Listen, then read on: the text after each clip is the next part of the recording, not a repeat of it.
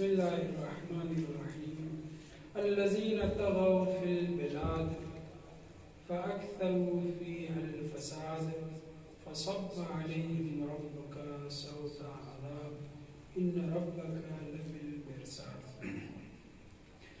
سورہ فجر جو سورہ امام حسین علیہ السلام کے عنوان سے روایات میں متعارف ہوئی ہے، اور اس سلسلے میں ہماری سب سے قدیم کتاب سورہ فجر کو جو سورہ قرآن کہتی ہے وہ کتاب ہے کتاب ثواب الاعمال حضرت شیخ صدوق رضوان اللہ تعالی علیہ کی۔ اس کتاب کے دو حصے ہیں، ایک حصہ ثواب الاعمال علیہ السلام اور دوسرا حصہ عقاب الاعمال، یعنی اس کتاب کو دو بخش میں جناب شیخ صدوق رضوان اللہ تعالی علیہ نے مرتب فرمایا ہے۔ پہلے حصے میں کن صورتوں کا کن سوروں کا پڑھنا کیا کیا ثواب رکھتا ہے اور ان سوروں کی خصوصیات کیا ہے، اسی طرح سے دعائیں اور ابتدا میں مثلا لا الہ الا اللہ پڑھنا یا لا حول ولا قوت الا باللہ العلی العظیم پڑھنا، اور اسی طرح کے وہ اوراد اذکار اور سورے جن کی فضیلت روایات میں بیان ہوئی ہے۔ توجہ کریں، جن سوروں کی اذکار کی اوراد کی فضیلت معصومین علیہ السلام نے بیان کی ہے، ان چیزوں کو پہلے حصے میں جناب شیخ صدوق نے مرتب فرمایا ہے اور اس کا نام ثواب الاعمال رکھا ہے، اور ظاہر اردو میں بھی ترجمہ ہو چکی ہے، اس کا نام اس کو یاد نہیں ہے۔ ثواب الاعمال نہ، یہ تو نام ہی ہے، اس کو اردو میں نام رکھا گیا ہے بہشت کر کے، رحمت بہشت یا کچھ ایسے کر کے بہشت کر کے اس کا نام رکھا گیا۔ دوسرے حصے میں جناب شیخ صدوق نے صرف ان روایات کو اکٹھا کیا ہے جو مختلف برائیوں کی مذمت کرتی ہیں اور ان کے اوپر عقاب اور عذاب کا وعدہ دیا گیا ہے۔ مثلا جھوٹ کی کیا سزا ہے، اس طرح غیبت کا کیا گناہ ہے، مختلف وہ اعمال کہ جن کے اوپر معصومین علیہ السلام نے عذاب کو بیان کیا ہے، اس کو اس دوسرے حصے میں عقاب الاعمال کے عنوان سے جمع کیا ہے۔ پہلی جلد میں سوروں کو سورہ حمد سے شروع کر کے ناس تک، سورہ ناس تک ہر سورے کے بارے میں جو ان کو روایات میں ملا ان سب کو جمع کیا ہے۔ جب سورہ فجر پہ پہنچے، اس سورے میں جس کے اوپر ہم گفتگو کر رہے ہیں، تو آپ نے 2 روایت نقل کی ہے اور تفسیر میں 3 روایت نقل ہوئی ہے، تفسیر مجموع بیان وغیرہ میں 3 روایت نقل ہوئی ہے۔ دونوں روایت کا مفہوم اور خلاصہ یہ ہے کہ یہ سورہ امام حسین علیہ السلام کا سورہ ہے، اور اس کو ہم کو چاہیے کہ پہلے اپنے آپ کو کہہ رہا ہوں کہ ہم کو چاہیے کہ پہلے حفظ کریں تبھی اس کے اوپر عمل کر پائیں گے۔ مجھے یاد تھی، ابھی سب یاد نہیں کہ پوری کمپلسری باقاعدہ سے کمپلیٹ مجھے یاد ہے یعنی بہرحال اس سورے کے سلسلے میں چھٹے امام کا یہ حکم ہے کہ اس کو واجب نمازوں میں بھی پڑھنا چاہیے، مستحب نمازوں میں بھی پڑھنا چاہیے۔ سوال یہ پیدا ہوتا ہے کہ اس سورے کا نام سورہ امام حسین علیہ السلام کیوں پڑھا؟ تو جواب دیا جا سکتا ہے، روایت میں یہ نہیں بیان کیا گیا کہ کیوں اس سورے کا نام سورہ امام حسین علیہ السلام پڑھا ہے، لیکن ہم آپ سمجھ سکتے ہیں وہ کیسے۔ وَلَيَالِ الْعَشْرِ، اس لیالی عشر سے مراد عاشورہ کی 10 راتیں ہیں، فجر سے مراد فجر روز عاشورہ ہے۔ بعض روایت 22-23 قول ہے، 22-23 قول سنی کتابوں میں نے دیکھا، صفوت التفاسیر وغیرہ میں بہت سے اقوال ہیں، اور ولیال العشر سے مراد یہی 10 راتیں ہیں، فجر سے مراد فجر عاشورہ، اور بھی اقوال ہیں جو پہلے بیان کیے جا چکے ہیں۔ صاحب میں نے بتایا 23 قول پہنچا دیے گئے، 22-23 قول پہنچا دیے گئے ہیں۔ 10 دن ذی الحجہ کے اوائل وہ بھی مراد ہیں۔ فجر سے مراد فجر روز عرفہ بھی ہے، فجر روز جمعہ بھی ہے، فجر عاشور بھی ہے، فجر عید قربان ہے، مختلف اقوال ہیں، ان میں سے ایک قول یہ ہے کہ 10 راتوں کی جو قسم کھائی گئی ہے، اس 10 راتوں سے مراد محرم کی 10 راتیں ہیں۔ اور سب سے بڑی بات جو اس سورہ امام حسین علیہ السلام کے عنوان سے معصومین نے متعارف کرایا ہے، وہ اس کی آخر کی 2-3 آیتیں ہیں۔ کیا؟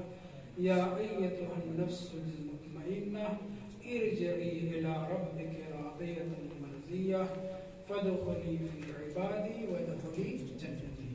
ان آیات کے سلسلے میں ہم تفسیر برہان سے، تفسیر نور الثقلین سے علیہ السلام، تفسیر قمی اور دیگر تفاسیر سے ذکر کریں گے کہ ان آیات کو متعدد تفسیروں میں متعدد عناوین دیے گئے ہیں، جیسے نفس مطمئنہ سے مراد امام حسین علیہ السلام کا نفس ہے۔ دوسری روایت میں علیہ السلام امیر المومنین علیہ السلام کو مراد لیا گیا ہے، اور ایک روایت یعنی اور بھی روایتیں ہیں جس میں سے ایک روایت یہ ہے کہ نفس مطمئنہ سے مراد مؤمن کا نفس ہے جو مطمئن ہے ولایت آل محمد علیہ السلام پر۔ تو تفسیر میں روایات میں متعدد معانی بیان کیے گئے ہیں، تفسیریں کی گئی ہیں، معصومین سے بعض تفسیریں نقل ہوئی ہیں، ان میں مختلف اقوال بھی ہیں، لیکن گفتگو یہ ہو رہی ہے کہ اس سورہ کا نام سورہ امام حسین علیہ السلام کیوں ہے؟ تو آپ کہہ سکتے ہیں کہ ولیال عشر کی وجہ سے، فجر عاشور کی وجہ سے، یا آیت اواخر کی آیت سے۔ تو یہ بیان کر رہا تھا کہ اس سورہ کی فضیلت کے سلسلے میں، اجر و ثواب کے سلسلے میں بیان کیا گیا ہے 6 امام سے وہ جو روایت ہم نے ذکر کی اور پہلے دروس میں بیان کیا جا چکا۔ اب آتے ہیں ان عبارتوں کے اوپر جس میں یہ کہا جا رہا ہے الذین طغوا فی البلاد۔ الذین ہم آپ جانتے ہیں کہ اس میں موصول ہے، جمع کا صیغہ ہے، اور طغوا فی البلاد اس کا صلہ ہے۔ جملے صلہ تو محل اعراب نہیں رکھتا، مگر جملے موصول محل اعراب رکھتا ہے، اسے موصول اپنے صلے کے ساتھ محل اعراب رکھتا ہے۔ تو ابھی اس کا محل اعراب نامی صرفی بھی تھوڑا بہت بات ہونی چاہیے مباحثہ، اس کا محل اعراب کیا ہے؟ الذین تو مبنی کلمہ ہے، اس میں تو کوئی ہم زیر زبر پیش وغیرہ کچھ نہیں کر سکتے، لیکن اس صلے کی الذین طغوا فی البلاد جو صلہ اس کا ذکر ہوا، اس کے ساتھ مل کر کے اس کا اعراب کیا ہے؟ تو مفسرین نے 3 اعراب بیان کر دیا ہے۔ پہلا اعراب یہ بیان کیا ہے کہ یہ اولاً تو یہ بات کہنا ضروری تھی کہ یہ الذین طغوا فی البلاد وہ لوگ علیہ السلام کی جنہوں نے شہروں میں، قریوں میں، دیہاتوں میں، ضروری نہیں کہ صرف شہری مراد لیا جائے، قریوں میں، دیہاتوں میں، مختلف مقامات پر طغیانی کی، سرکشی کی ہے، یہ کون لوگ ہیں؟ آیا وفرعون ذی الاوتاد جو نزدیک ہے، قریب ہے، الذین طغوا فی البلاد اس کی صفت ہے، یعنی فرعون اور اس کے قوم والوں کی، ظالموں کی صفت ہے۔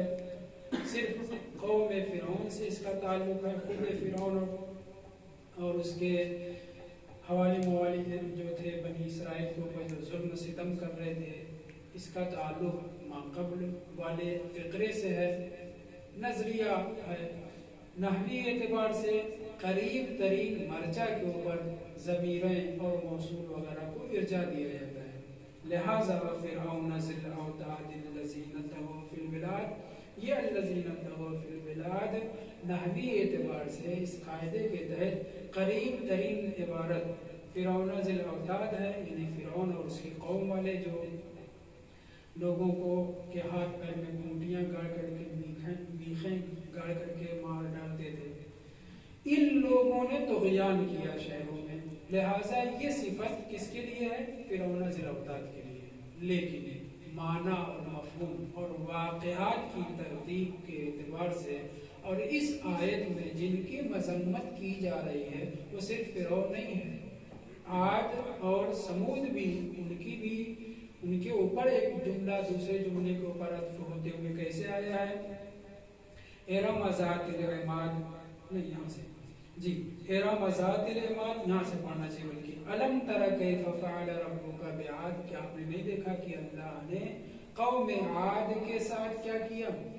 پھر اس کے بعد ان کی ایک صفت ذکر ہوئی ہے ارم ذات العماد، پھر اس صفت کے بلکہ دو صفت ذکر کرنے کے بعد وَثَمُودَ الَّذِينَ جَابُوا الصَّخْرَ بِالْوَادِ، دوسری قوم ان کا تذکرہ ہوا، پھر تیسری قوم وَفِرْعَوْنَ ذِی الْأَوْتَادِ، چونکہ تین ظالم قوموں کا اور جنہوں نے مختلف فسادات برپا کیے زمین پر، ان کی گفتگو ہو رہی ہے، لہٰذا الَّذِينَ طَغَوْا فِی الْبِلَادِ کا تعلق صرف فرعون سے نہیں ہے بلکہ سمود سے بھی ہے، عاد سے بھی ہے۔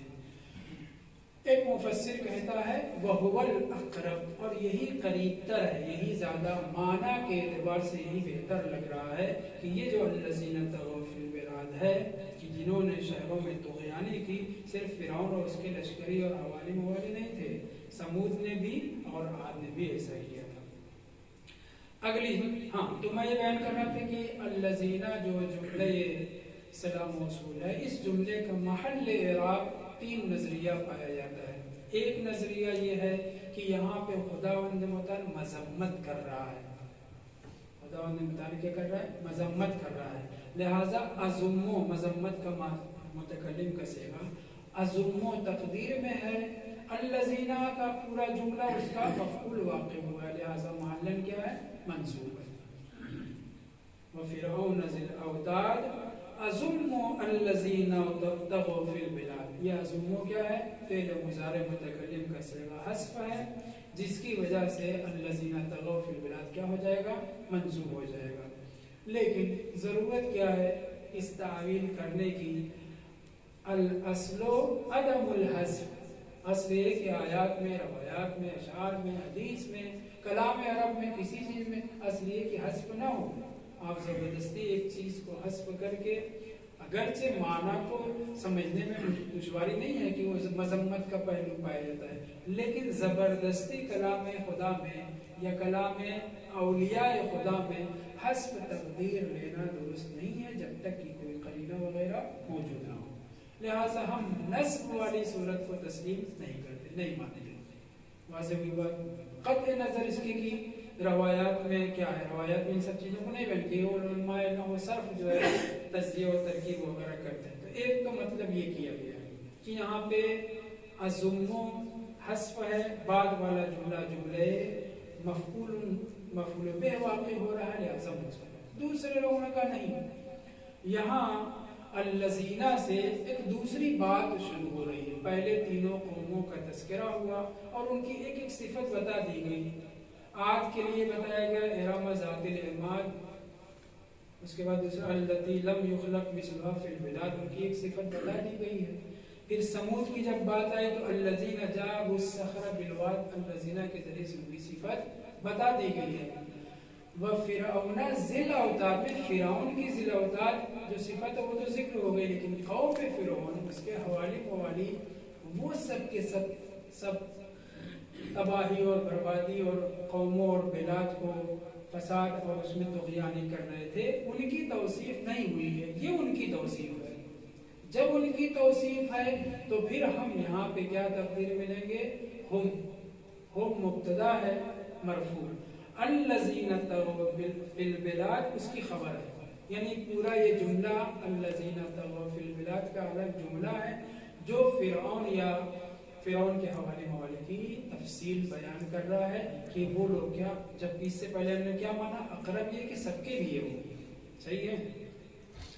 دوسرا نظریہ یہ پایا جاتا ہے کہ الذین طغوا فی البلاد جملہ خبریہ ہے، الذین طغوا فی البلاد صلہ موصول کیا ہے؟ خبر واقع ہوا ہے اور اس کا مبتدا محذوف ہے۔ آپ کہہ سکتے ہیں وہی اشکال جو ابھی ہم نے ازموں میں کیا کہ آپ نے زبردستی ہم کو تقدیر میں لیا ہے، جب ایک بات جیسے الذین جابوا الصخر بالواد ہے، جیسے الذی لم یخلق مثلها فی البلاد ہے، ویسے الذین بصفت فرعون و قوم فرعون ہے۔ تو دوسرا نظریہ بھی ہم نے تسلیم نہیں کیا، لیکن کچھ نہ کچھ تو ماننا پڑے گا۔ وہ کیا مان سکتے ہیں آپ؟ جو بظاہر سامنے ہے وہ یہ ہے کہ الذین طغوا فی البلاد، فرعون کی بھی صفت، سمود کی بھی صفت، اور آد ارم ذات العماد کی بھی صفت ہے. چونکہ الم تر کیف فعل ربک بے حرف جر بے عاد ہے. وثمودا زبر ہے، یہ سمودا پہ زبر کیوں ہے؟ وہ جو ہے غیر منصرف ہے اس کی وجہ سے، ورنہ وہ کسرہ ہے.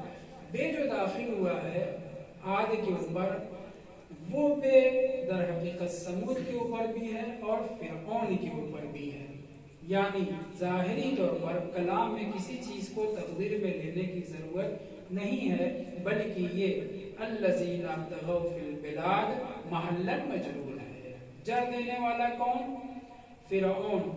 فرعون کو جر دینے والا کون؟ سمود. سمود کو جر دینے والا کون؟ عطف ہونا کس کے اوپر؟ عاد کے اوپر. یہ ایک نظریہ یہ بھی بیان کیا گیا ہے. پڑھتے ہیں، ہم لوگوں کو نو صرف نہیں پڑھنا ہے، فی الحال تفسیر پڑھنا ہے، اس لیے میں بس اتنا ہی کہہ کے گزرنا چاہ رہا ہوں. سرکشی، طغیان. سرکشی اور طغیان صرف ڈنڈے کے زور پہ نہیں ہوتی، بلکہ انسان سرکشی اپنی چال میں بھی دکھا سکتا ہے. اکڑ کے چلنا یہ بھی سرکشی ہے. کمزوروں کے اوپر ظلم و ستم کرنا، ان کی توہین کرنا، مومنین کو الٹے سیدھے الفاظ سے نوازنا، یہ ساری کی ساری چیزیں سرکشی میں شمار ہوتی ہیں. مگر یہ اجمالی طور پر ذکر کیا گیا ہے. ہمارے مفسرین نے، بزرگوں نے یہ بیان کیا ہے کہ الذین طغوا فی البلاد سے مراد ان لوگوں نے اپنے اپنے زمانے کے انبیاء اور مرسلین، نبیوں اور رسولوں کے اوپر جو ظلم کیا، اور ان کی قوموں کے اوپر، ان کے اوپر ایمان لانے والے کمزوروں کے اوپر جو سرکشی کی، وہ مراد ہے، جس کا یہاں پہ تفصیل سے تذکرہ نہیں ہے. دوسرے سوروں میں اس کا جو ہے تفصیل سے واقعہ ذکر، اور البتہ بہت زیادہ تفصیل نہیں لیکن ہے. تو کہنے کا مطلب یہ ہے کہ الذین طغوا فی البلاد میں طغوا فی البلاد کا تعلق اجمالی طور پر روایات میں بیان کیا گیا ہے کہ انبیاء اور مرسلین کے اوپر جو ان کے زمانوں میں تھے، ان بادشاہوں اور ان قوموں کے، کہ جو ان کے اوپر ظلم و ستم کیا کرتے تھے، وہ مراد ہے. اگلا جملہ فَأَكْثَرُوا فِيهَا الْفَسَادَ. فیہا کی ضمیر بلاد کی طرف پلٹ رہی ہے. پھر انہوں نے فساد، فتنے اور فساد کی کثرت کر دی. کہاں پہ؟ شہروں میں. صرف شہروں میں نہیں بلکہ گاؤں دیہات شہر سب اس میں شامل ہے. یعنی یہ قومیں صرف یہ نہیں کہ جو ان کے پاس ہوتا تھا انہیں کے اوپر ظلم و ستم کرتے تھے، جو بھی مل گیا، خاص طور سے انبیاء اور مرسلین کو یہ سب بہت ستاتے تھے اور فساد برپا کیا کرتے تھے. اور جب انہیں ٹوکا جاتا تھا تو کہتے ہم فساد نہیں کر رہے ہیں، یہ فساد کرنے کے لیے آئے ہیں. کون؟ انبیاء اور مرسلین. اس سے پہلے والے ہفتے میں اس سلسلے میں گفتگو ہو چکی ہے کہ حضرت موسیٰ کو فرعون اور فرعونیوں نے کیا کہا، یہ آئے تمہارا دین بدلنے کے لیے اور تمہارے درمیان فتنہ و فساد برپا کرنے کے لیے، جبکہ حضرت موسیٰ کس لیے آئے تھے؟ اصلاح کے لیے آئے تھے. کلمہ فساد مقابل میں صلاح کے ہے.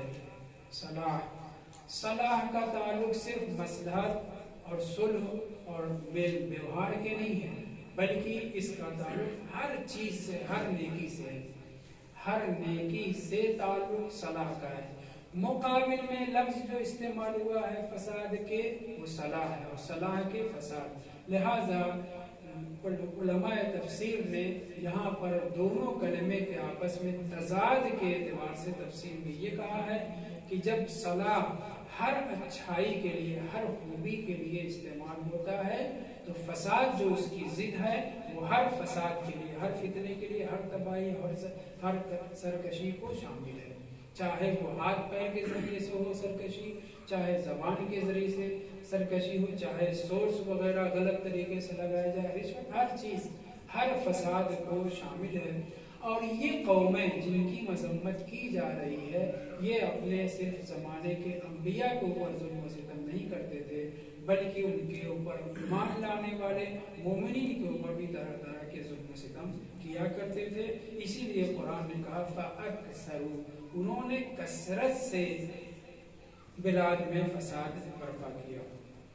فَصَبَّ عَلَيْهِمْ رَبُّكَ صَوْتَ عَذَابٍ. سباب، صاد سے سباب، ان سبا امیرنے کے معنی میں ہے. گرا دینا، اکٹھے ہی کوئی چیز جو ہے گرا دینا۔ اللہ نے ان کے اوپر ڈیل دیا کس چیز کو؟ عذاب کو۔ کون سا عذاب؟ سوتا عذاب، تو سے سوتا عذاب۔ سوت ہم جانتے ہیں تازیانے کو کہا جاتا ہے، اور تازیانہ استعمال کیا جاتا ہے لوگوں کو، غلاموں کو، بہرحال ظلم و ستم کرنے کے لیے یا تعذیب کے لیے۔ یہاں پہ سوت کو اضافت دیا گیا عذاب کی طرف، العذاب نہیں استعمال ہوا ہے بغیر الف لام کے۔ تو کیا وجہ ہے؟ ہر ایک آیت میں، کلام خدا میں بہت سی بحثیں ہیں، ہم سب تو نہیں کر سکتے، بہرحال تھوڑا بہت۔ تو یہاں پہ یہ کہا گیا فَصَبَّ عَلَيْهِمْ، ضمیر علیہم ساری قوموں کی طرف پلٹ رہی ہے جو جن کا تذکرہ ہو چکا ہے۔ تو کیا خداوند متعال نے صرف انہی کے اوپر عذاب کیا؟ نہیں، اور بھی قوموں کے اوپر عذاب ہوا ہے، لیکن ان کے اوپر عذاب بالکل جیسے پانی اڈیل دیا جائے یا کوئی چیز اڈیل دی جائے، ایسے ان کے اوپر عذاب آیا ہے۔ اور اس سے پہلے والے ہفتے بیان کیا جا چکا ہے کہ جب تیز اور دھند آندھیاں چلی ہیں تو 7 رات اور 8 دن تک مسلسل، یہاں تک کہ وہ جو لمبے ترنگے درخت خرما کی قد و قامت کے تھے وہ سب کے سب جل بن گئے۔ تو صوت کو عذاب کی طرف اضافت کیا گیا اور الف لام ذکر نہیں کیا گیا ہے۔ اس کی وجہ یہ ہے کہ صوت نکرہ جب آتا ہے تو اس کی صفت محذوف ہوتی ہے، ہر جگہ نہیں ہوتا، یعنی بتانا یہ چاہ رہے ہیں صوت عذاب عظیم، عظیم اس کی صفت گویا حذف ہے۔ البتہ اشکال وہی کہ آپ جو ہے کوئی چیز یہاں پہ حذف کیوں کر رہے ہیں، مگر بعض جگہ قرینے ہوتے ہیں جن سے پتہ چلتا ہے۔ یہاں پہ جو نکرہ لایا گیا ہے عذاب کا، یہ بیان کرنا مقصود ہے کہ اللہ نے صرف ایک عذاب ان کے اوپر نہیں اڈیلا، بلکہ مختلف قسم کے عذاب کو ان کے اوپر، اور جو قیامت میں عذاب ہونا ہے وہ تو ہونا ہی ہے۔ فَصَبَّ عَلَيْهِمْ، خداوند متعال نے ان کے اوپر، کون؟ جو قومیں گزر چکی ہیں۔ کس سے تذکرہ ہو رہا ہے؟ جناب رسول خدا صلی اللہ علیہ وآلہ وسلم سے۔ تو اس جملے کا، اس آیت کا تعلق رسول خدا سے خطاب کے اعتبار سے تو ہے، لیکن عذاب گزر چکا ہے، عذاب دیا جا چکا ہے، تو پھر ربکا کی ضرورت کیا تھی؟ سیدھے یہ کہا جاتا ہے فَصَبَّ عَلَيْهِمْ سَوْطَ عَذَابٍ، ربکا کی ضرورت ہی نہیں تھی۔ الم تر کیف فعل ربک، ایک مرتبہ ربکا کہہ چکا ہے خداوند متعال، کیا تم نے نہیں دیکھا کہ آج کے ساتھ خداوند متعال نے کیا کیا؟ ان کے ساتھ یہ کیا، ان کے ساتھ یہ کیا، ان کی یہ صفت تھی، ان کی یہ صفت تھی۔ تو اب الگ سے وَرَبُّكَ نہیں ہے، فَصَبَّ عَلَيْهِمْ رَبُّكَ سَوْطَ عَذَابٍ، یہاں پہ ایک ربکا کے اگر حذف کر دیا جائے تو کلام خلاصہ ہو جائے گا۔ جتنا خلاصہ کلام ہے، جتنا ٹیلی گرامی کلام ہے، اتنا ہی جو ہے کیا ہوتا ہے؟ پیارا ہوتا ہے۔ ایک ربکا یہاں سے ہٹا دیا جائے، آیت ہے، ہم تو نہیں ہٹا سکتے نا، آیت ہے، تو کیوں یہاں لائے گا؟ پھر اس کو پھر اِنَّ رَبَّكَ لَبِالْمِرْصَادِ، اور وہاں تو اِنَّ رَبَّكَ کی ضرورت پڑے گی کیونکہ کون مرصاد پہ یہ سمجھانا تھا، لیکن یہاں ضرورت نہیں تھی۔ بظاہر یہاں پہ ضرورت نہیں ہے، لیکن ہمارے مفسرین نے، بزرگوں نے بتایا نہیں ضرورت ہے۔ کوئی بھی آیت اس میں اگر فے اور واو کا فرق ہے، مثلا جیسے آپ کے سامنے اس سے پہلے فتح الزہرا صلوات اللہ علیہ کے درس میں بیان کیا جا چکا ہے کہ ایک جگہ وَآتِ ذَا الْقُرْبَى حَقَّهُ ہے اور دوسری جگہ فَآتِ ذَا الْقُرْبَى حَقَّهُ ہے۔ ایک فا ایک واو کا دونوں عاطفہ ہے، مگر فا میں واو میں فرق ہے۔ کیا وجہ ہے کہ ایک جگہ فا استعمال ہوا ہے، جگہ واو استعمال ہوا ہے؟ یقیناً کوئی نہ کوئی نقطہ ہوتا ہے کہیں پہ بھی واو کے یا فا کے یا کسی بھی کلمے کے رکھنے کے لیے۔ اس سلسلے میں میں چھوٹا سا واقعہ ذکر کر چکا ہوں کہ یہ قرآن ہرگز محرف نہیں ہے، ہرگز اس کے اندر تحریف نہیں۔ ہمارے محققین علماء کوئی نہیں قبول کرتا، بعض بزرگوں نے قبول کیا، پوری کتاب لکھ ڈالی ہے، صحیح ہے، وہ الگ بات ہے، لیکن ہمارے محققین بزرگ علماء کوئی تسلیم نہیں کرتا۔ دلیل اس کی کیا ہے کہ اگر کوئی آیت ادھر ادھر، کوئی سورہ ادھر ادھر کیا جاتا تو تو اصحاب پیغمبر جو جن کے حافظ بہت قوی تھے اور سب حفظ کیے ہوتے وہ اشکال کرتے, اعتراض کرتے, کہیں نہیں کسی نے اعتراض کیا. اور یہ قرآن مرتب پہلے کس نے کیا؟ امیر المومنین اسلام نے, پھر از پیغمبر کے زمانے میں, اور پھر پیغمبر کی رحلت کے بعد شان نزول کے ساتھ امیر المومنین نے پھر مرتب کیا.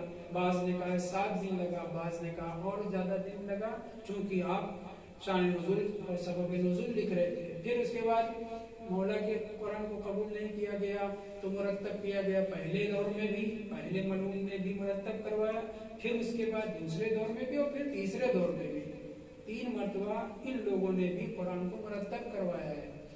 اور پھر 7 نسخے بنا کر کے مختلف 7 شہروں میں بھیجے گئے تھے. اور خود جب اس کے سامنے ملعون ثالث کے سامنے پیش کیا گیا تو اس نے کہا اس میں غلطیاں ہیں, لیکن عرب لوگ ہیں اپنا سنبھال لیں گے. خیر, غلطیاں کس چیز کی؟ لکھنے میں زیر زبر پیش لإلاف لإلفہم لکھا ہوا, لإلاف مختلف اس طرح کے ہے نا. انشاءاللہ میں انشاء اللہ لشے کے بعد رشاء مختلف کلمات جو ہے بظاہر غلط لگتے ہیں, واضح بات. تو غلطیاں اس طرح کی تو ہیں, مگر قرآن میں معنی کی تبدیلی آ جائے ایسی غلطیاں نہیں ہیں. دلیل بہت سی ہے, من جملہ اس کے ابی ابن کعب, بہترین صحابی, امیر المومنین اسلام کے چاہنے والے. اگرچہ یہ لوگ اوائل ہفتہ میں شہادت رسول خدا کے بہت سے مرتد انیل ولایت ہو گئے تھے, مرتد انیل اسلام نہیں, لیکن بہت سے جلدی واپس پلٹے ہیں. قاری مشہور والذین یکنزون الذهب والفضہ والی آیت میں واو کو حذف کر کے معاویہ کیا چاہ رہا تھا کہ اس صفت کو جو ماقبل لوگوں کا تذکرہ اسی کے اوپر عطف کر دیا جائے, عطف نہیں صفت بنا دیا جائے. یعنی یہودیوں کے اوپر, نصرانیوں کے اوپر لان تان کے بعد, اور وہ لوگ جو سونا چاندی جمع کرتے ہیں اور راہ خدا میں انفاق نہیں کرتے ان کے اوپر بھی مثلا لعنت ہو. اس طرح کی آیت ہے, اس کو دیکھنے کی ضرورت ہے. تو اس میں واو ہے, معاویہ چاہتا تھا کہ یہ تو میرے خلاف جا رہی ہے, لہذا واو حذف کر کے الذین کو صفت کے طور پر, جیسے یہاں پہ الذین طغوا فی البلاد ہے نا, یہ الذین ما قبل کی صفت کے طور پر استعمال ہوئی ہے. وہی وہ چاہ رہا تھا کہ واو حذف کر کے الذین کو صفت بنا دے, لیکن ابی ابن کعب نے ڈنڈا اٹھایا اور کہا جو بھی ایسا کرے گا میں اسے مار دوں گا. نتیجہ یہ ہے کہ آیات میں کوئی ایسی تبدیلی قرآن کے نہیں ہوئی ہے جس سے معنی تبدیل ہو. ہم تمام شیعیان اہل بیت عدم تحریف قرآن کے قائل ہیں. بعض بزرگوں نے مثلا مانا ہے اور ان کی بھی مثلا دلیل ہے, وجہ ہے, لیکن غالباً ہمارے محقق علماء اس تبدیلی کو تسلیم نہیں کرتے. یہ کہاں سے بات شروع ہوئی تھی؟ جی, تو عذاب سوت عذاب میں, تو عذاب کی طرف جو اضافت کی گئی ہے, یہ عذاب کون سا عذاب ہے؟ انواع و اقسام کے عذاب مراد ہو سکتے ہیں, عذاب شدید مراد ہو سکتے ہیں. برا میں میرے خیال میں کچھ اور بیان کرنا چاہ رہا تھا.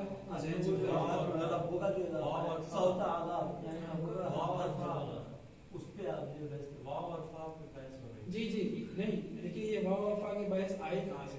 چلیں بہرحال فصب علیہم ربک کی بات کہ اللہ نے یہاں پہ ربک کو بظاہر نہیں چاہیے. کیوں؟ اس لیے کہ اوپر علم تر کیف فعل ربک کہہ کے ساری بات چل رہی ہے. تو ویسے ہی الذین طغوا فی البلاد فاکثروا فیہا الفساد فصب علیہم سوط عذاب ربک نہ ہوتا, کیونکہ عذاب کون ڈال رہا ہے؟ جو ان مردودوں کی صفت کو بیان کر رہے ہیں کہ خداوند متعال, تو عذاب کے خدا ہی کرتا ہے, تو رب کا کہنے کی کیا ضرورت ہے؟ جواب یہ ہے کہ اگر خداوند متعال رب کو رکھے بغیر فصب علیہم سوط عذاب کہہ کے گزر جاتا تو پتہ نہ چلتا کہ سابقہ قومیں جو جن کو اس طرح کے عذاب میں مبتلا کیا گیا ان کی سرکشی کی بنیاد پر, اس کا تعلق اس قوم سے بھی ہے, مسلمانوں سے بھی ہے. ربکا کو خداوند متعال یہاں پہ اس لیے ذکر کر رہا ہے کہ تمہارے اے نبی تمہارے پروردگار نے, اور جب بھی رسول خدا کو کسی مذمتی پہلو میں مخاطب قرار دیا جاتا ہے تو اس سے مراد کون ہوتا ہے؟ مسلمان سارے جو ظلم و ستم کرنے والے ہیں، جو ان قوموں کی طرح سے ہیں کہ جو قومیں جن کا تذکرہ ہو چکا ہے. واضح ہوئی بات.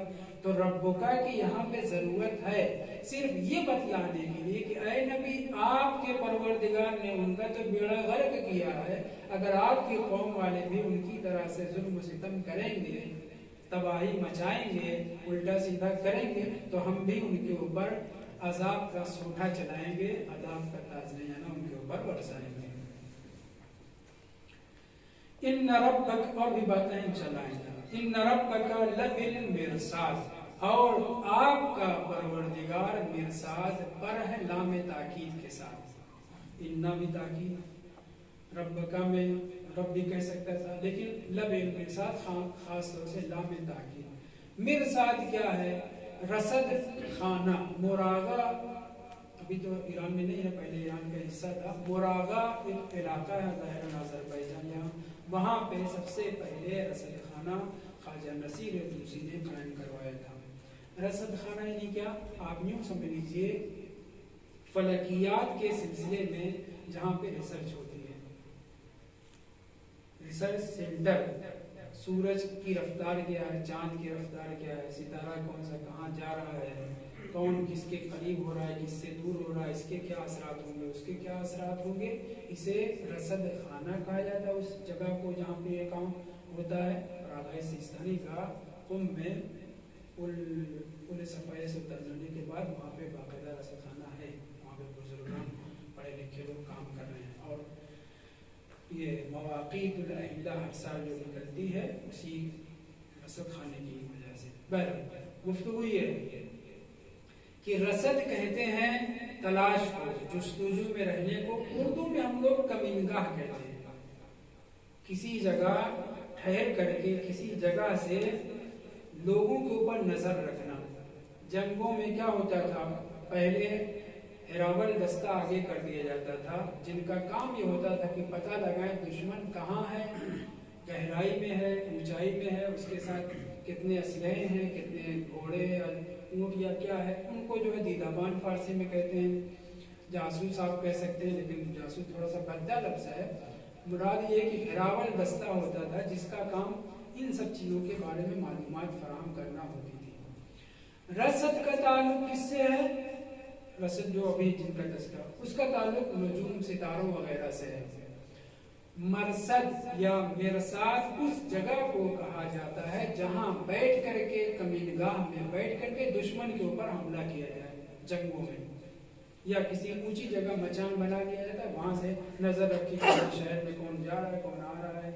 خاص طور سے دروازے شہر کے اوپر جو دروازہ بنتا تھا اوپر اس کے ایک چھوٹا سا کمرہ ٹائپ کا بنا دیتے تھے. جیسے خیبر میں ہوئی ابن اختب کی بہن صفیہ، جس کے بعد میں رسول خدا سے شادی ہوئی، جب آپ کے پاس پہنچی تو دیکھا اس کے یہاں پہ چوٹ لگی ہوئی. پوچھا یہ کیا ہے، کیسے چوٹ لگی؟ تب انہوں نے بتلایا کہ جب امیر المومنین علیہ السلام نے اپنے دست مبارک سے یا دو انگلیوں سے در خیبر کو جھنجھوڑا ہے تو پوری دیوار یہاں سے وہاں تک پورے کتنی بڑی تھی وہ سب ہل گئی. ہم لوگ اس کے اوپر بیٹھے ہوئے تھے، میں منہ کی بل گر پڑی، چوٹ ہوا. امیر المومنین نے جو در خیبر کو ہلایا تھا تو خیبر سے کا در نہیں پڑا تھا. کتنی موٹی موٹی دیواریں تھیں، ہمارے جتنے بڑے بڑے کمرے ہوں بمبئی کے، اتنی موٹی موٹی دیواریں تھیں. پوری دیوار سب ہل گئی. اس کے اوپر جو بنا ہوا تھا کمرہ ٹائپ کا، اس کے اوپر وہ بیٹھی ہوئی تھی. دیوار کو جب حرکت ہوئی تو وہ منہ کے بل گری، اور منہ کے بل یا بہرحال یہاں کنارے میں اس کے چوٹ لگی تھی. اور پھر رسول اسلام سے وہ بتایا، صفیہ نام تھا، یہودیاں تھیں، مسلمان ہوئی، بعد میں رسول خدا کی زوجیت میں آئی. خیر میں یہ کہہ رہا تھا اتنی موٹی موٹی دیوار کنارے یا دروازے شہر پہ بنائی جاتی تھی. یہ سب تفصیلات بیان کرنے کا کوئی مقصد نہیں، صرف اتنا کہ خدا وند متعال کمینگاہ میں بیٹھا ہوا ہے. خدا تو جسم و جسمانیات سے پاک ہے، پھر یہ کہے کے لیے آئے ہیں. تو تفسیر میں متعدد جواب دیے گئے ہیں. بس القریہ، اہل قریہ وہاں پہ حذف ہے. قرینہ بول رہا ہے کہ قریہ بولنے کے قابل نہیں، اہل قریہ مراد ہے. ویسے ہی یہاں پر بھی یا وجہ ربک والملک صفا صفا، اللہ تمہارا پروردگار آیا تو وہاں پہ کیا ہے، امام باقر علیہ السلام نے خود فرمایا ہے امر رب، امر وہاں پہ مضاف حذف ہے، امام معصوم امام نے بیان کر دیا، ہمارے پاس اب کوئی توجیہ یا کوئی دوسری توجیہ کی ضرورت ہی نہیں، تعویل کی ضرورت ہی نہیں۔